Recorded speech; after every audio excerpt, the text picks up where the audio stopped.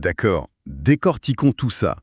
En 1884, le simple fait d'allumer la lumière dans un atelier d'usine, ça pouvait littéralement déclencher un incendie. Ouais, c'était super dangereux. Et le geste qu'on fait aujourd'hui, genre des dizaines de fois par jour sans même regarder la plaque sur le mur, ce simple clic, ça cachait autrefois une physique extrêmement violente. Absolument. Du coup, aujourd'hui, on se lance dans une exploration documentaire assez massive qui détaille l'ingénierie, l'histoire et l'évolution de ce qu'on appelle par pur réflexe un interrupteur. On va regarder ce qui se passe vraiment à l'intérieur de ces petits boîtiers. Ce qui est fascinant ici, c'est de revenir à la sémantique de base, en fait. Le terme interrupteur, ça dérive directement du mot rupture. Rupture, d'accord. Voilà. Sa fonction, c'est pas d'allumer quelque chose. Sa fonction première, c'est de casser un flux, de briser physiquement un circuit électrique. Et c'est là qu'il faut faire une distinction super stricte d'entrée de jeu pour bien comprendre nos sources.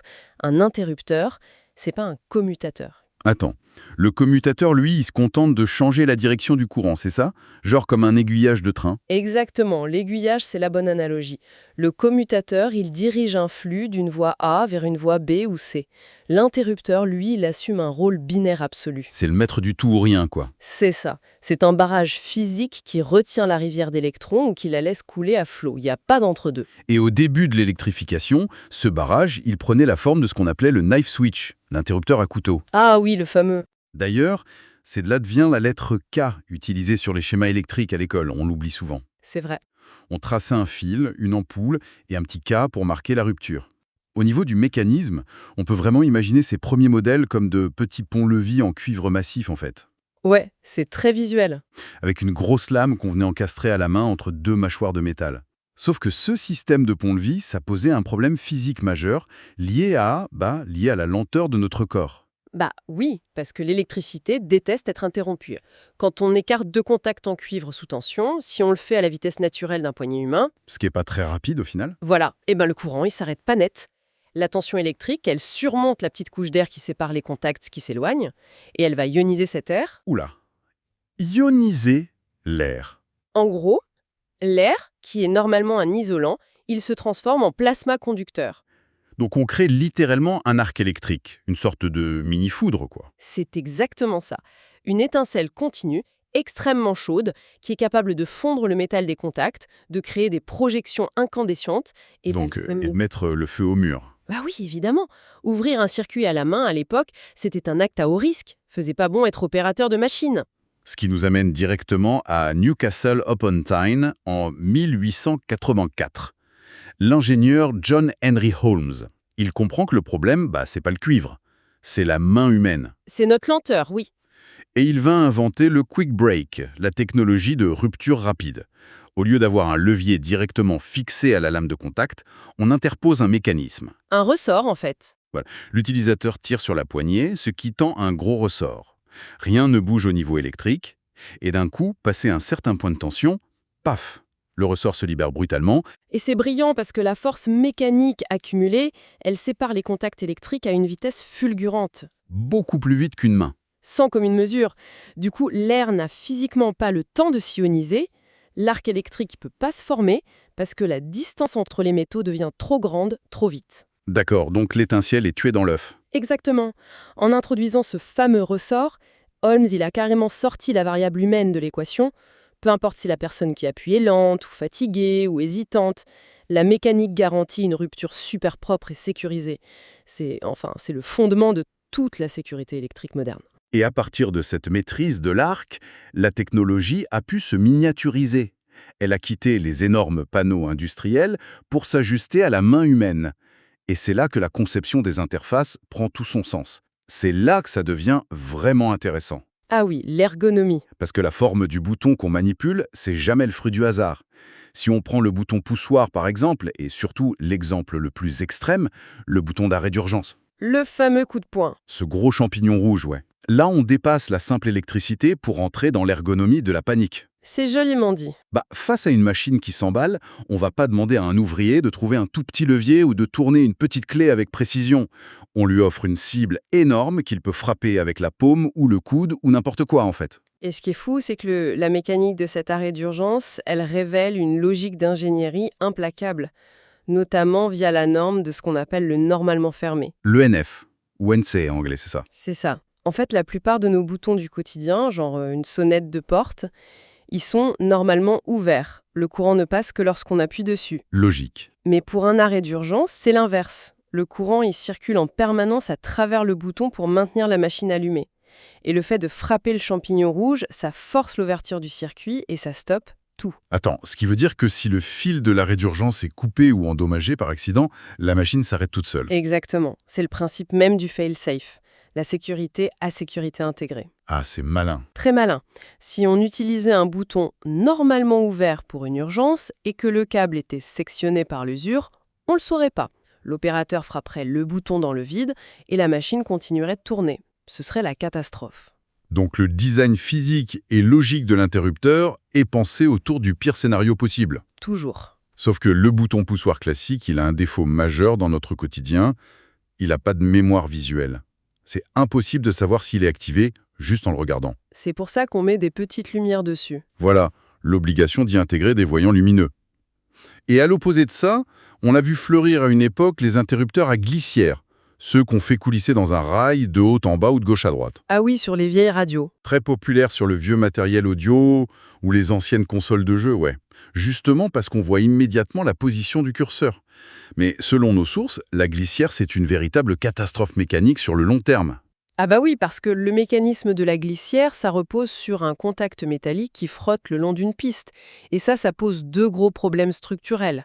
L'usure, j'imagine. D'abord, oui, le frottement linéaire, ça arrache des microparticules de métal au fil du temps.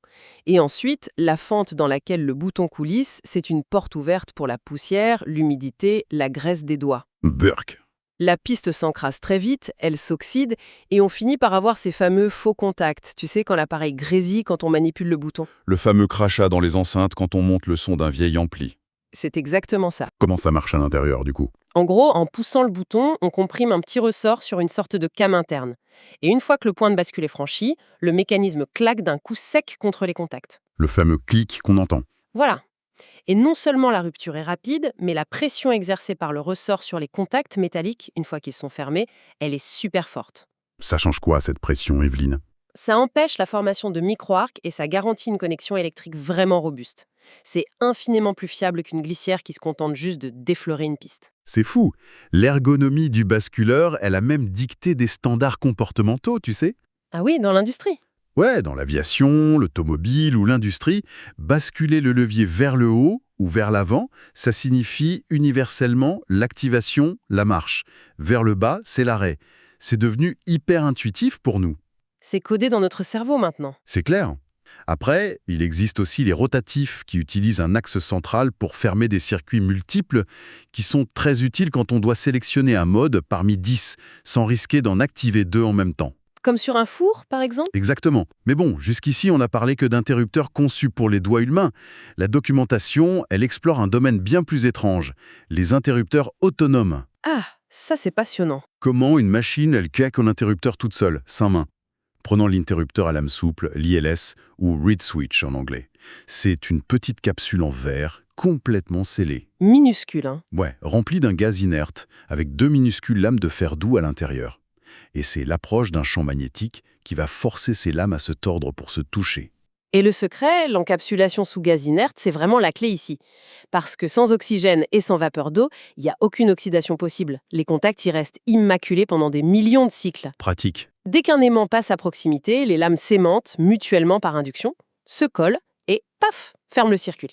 C'est parfait pour compter les tours d'une roue de vélo, par exemple. Ou pour vérifier qu'une porte de sécurité est bien fermée. Voilà, ou servir de fin de course pour des gros vérins industriels. Alors, je comprends bien l'usage avec un aimant mobile, comme sur la roue de vélo, mais la source précise qu'historiquement, on utilisait aussi ces ILS entourés d'une bobine de cuivre pour s'en servir comme relais. Oui, les relais rides. Genre, on injecte du courant dans la bobine, ça crée un champ magnétique et ça ferme les lames. Honnêtement, utiliser un component mécanique qui dépend de la torsion physique de 2 bouts de fer pour transmettre un signal électronique, ça paraît terriblement archaïque aujourd'hui. On a des optocoupleurs qui font ça avec de la lumière en 1 nanoseconde. Ouais, et là, tu mets le doigt sur la limite absolue de l'ILS. Face à un optocoupleur ou un transistor, le temps de réponse mécanique de l'ILS, il est abyssal. Trop lent, quoi. Bah oui, les lames de fer mettent environ 1/10 de seconde pour se plier et établir le contact. Dans le monde des microprocesseurs qui font des milliards de calculs par seconde, 1/10 de seconde, c'est un âge de glace. Une éternité. Et sans compter que la bobine qui entoure l'ILS, elle crée une inductance, une sorte de perturbation électromagnétique qui peut carrément endommager les circuits autour si elle n'est pas bien maîtrisée. Il y a un autre interrupteur autonome mentionné dans les sources qui, pour le coup, a résolu un problème mécanique majeur de l'électronique primitive, mais avec un composant digne d'un laboratoire d'alchimie, l'interrupteur au mercure. Oh, incroyable celui-là. Le principe est super simple, on a une ampoule en verre avec une grosse goutte de mercure liquide à l'intérieur. Quand on penche l'ampoule, la gravité fait glisser le métal liquide sur 2 électrodes, ce qui ferme le circuit. Mais pourquoi on s'embêtait à manipuler un métal lourd hyper toxique juste pour faire un simple contact sec? C'était pour éviter le cauchemar absolu des ingénieurs électroniciens de l'époque, le rebond mécanique, ou contact bounce en anglais. Le rebond mécanique. Ouais. Quand deux lames de métal solide se percutent violemment, grâce à un ressort par exemple, elles ne s'arrêtent pas immédiatement. Elles rebondissent l'une contre l'autre à l'échelle microscopique pendant quelques millisecondes. Donc le circuit, en fait, il s'ouvre et il se ferme des dizaines de fois très très vite. Exactement. Alors, si ce bouton allume une ampoule dans ton salon, tu vois rien, parce que le filament de l'ampoule n'a pas le temps de refroidir entre les rebonds. Logique. Mais si ce bouton est connecté à un compteur numérique, la puce informatique, elle va interpréter ces micro-rebonds comme, 50 appuis consécutifs sur le bouton. Ah ouais, l'horreur pour un ordinateur. Et le mercure étant un liquide très lourd, il ne rebondit pas. La goutte s'écrèse sur les électrodes et les engloutit instantanément. Ça offrait un signal électrique, une onde carrée, parfaite, d'une pureté absolue. Évidemment, c'était avant qu'on sache filtrer ces rebonds numériquement avec des lignes de code. Oui, le debouncing. Et surtout, avant qu'on ne prenne la pleine mesure de la toxicité du mercure, quoi. Ces interrupteurs, ils sont aujourd'hui classés comme déchets dangereux, totalement bannis. Heureusement. Aujourd'hui, les fluides, on les utilise plutôt dans les pressostats, où la pression physique d'un gaz ou d'une eau pousse une membrane qui actionne un contact, genre pour couper une pompe quand la cuve est pleine. Tout à fait. Il y a aussi les bilames thermiques dans nos vieux radiateurs, où deux métaux collés se dilatent à des vitesses différentes sous l'effet de la chaleur, ce qui force le métal à se courber pour couper le courant. On retrouve cette notion de déformation mécanique. L'ingéniosité mécanique est folle. Mais on peut aussi quitter totalement la mécanique physique pure pour aborder un fonctionnement un peu plus complexe. L'interrupteur, c'est pas seulement un bouton marche-arrêt. Il peut agir comme une mémoire matérielle ou comme un véritable gardien de l'installation électrique. On peut prendre l'exemple des bornes d'arcade des années 80. Ah, l'âge d'or du deep switch, le Dual Inline Package. Exactement. Avant l'ère des disques durs ou des menus numériques interactifs qu'on a aujourd'hui, le gérant d'une salle d'arcade y recevait une carte mère de Pac-Man ou de Street Fighter. Une grosse plaque verte. Ouais, et pour définir que la partie allait coûter 2 pièces au lieu d'une, ou que le jeu serait en mode difficile, il devait utiliser la pointe d'un stylo sur la carte électronique elle-même. Il basculait de tout petits interrupteurs regroupés dans un bloc en plastique rouge ou bleu. Ouais, c'est du matériel qui fait office de logiciel en fait. Une vraie programmation en dur. C'est fou de se dire qu'on codait physiquement avec des clics. Mais c'est ce qu'on appelle une mémoire non volatile purement physique. Même si la borne d'arcade est débranchée pendant 10 ans dans une cave, la configuration mécanique, elle reste. Les deep switch, ils traduisent la logique binaire, les 0 et les 1, en de véritables positions physiques sur le circuit imprimé. Et le rôle systémique de l'interrupteur devient encore plus vital quand on regarde nos tableaux électriques domestiques modernes. La documentation détaille longuement l'interrupteur différentiel. Ah, très important ça. Son rôle, c'est pas du tout d'allumer une machine ni de faire de la programmation. Son rôle, c'est de surveiller une fuite invisible. C'est ça. L'interrupteur différentiel, c'est vraiment l'ultime rempart pour la protection des personnes dans une maison. Son fonctionnement, il repose sur la première loi de Kirchhoff. En simplifiant beaucoup, tout le courant qui part dans le fil de la phase doit revenir par le fil du neutre. D'accord. À l'intérieur du boîtier dans ton mur, ces deux fils, ils passent dans un anneau magnétique.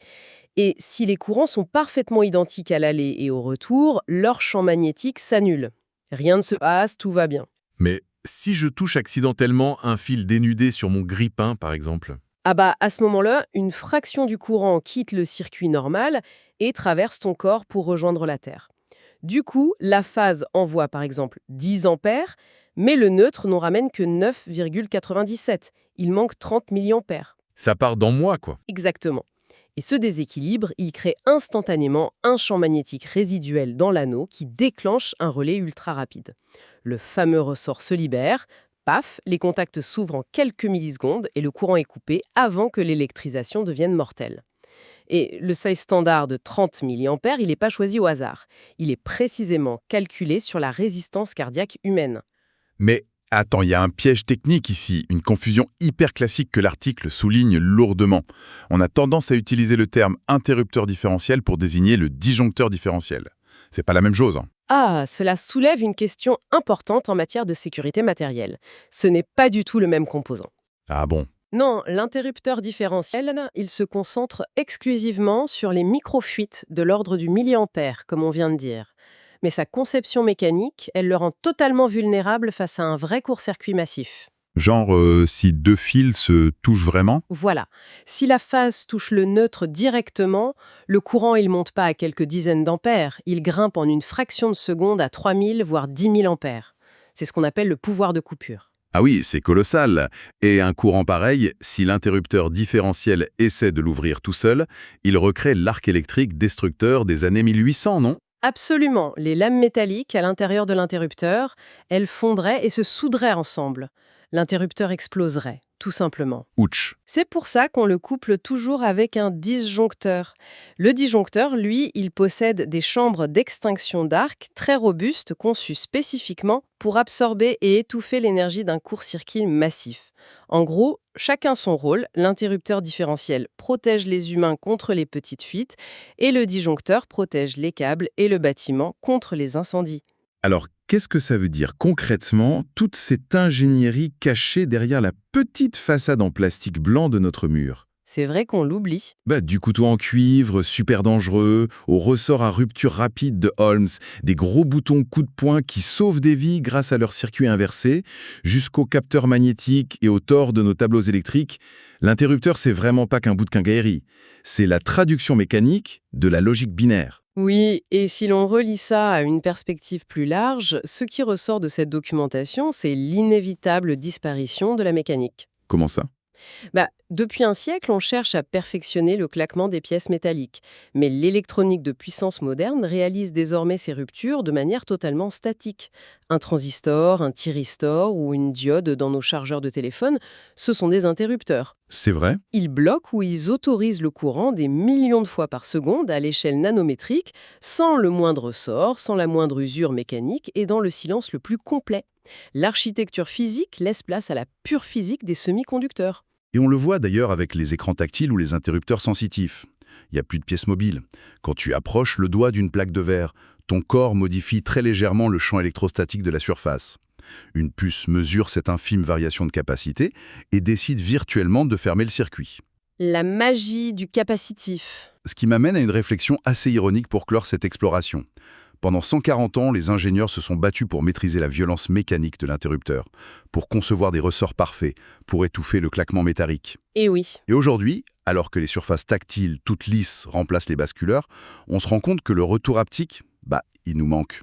Le fameux clic sous le doigt, c'était une validation sensorielle hyper rassurante. C'est vrai qu'on aime bien ce petit retour. Du coup, il est très probable qu'à l'avenir, nos interrupteurs de musique tactile intègrent de minuscules moteurs vibrants ou des haut-parleurs pour simuler artificiellement le bruit d'un basculeur à ressort, un peu comme l'industrie l'a fait avec le faux bruit d'obturateur sur les appareils photo de nos smartphones.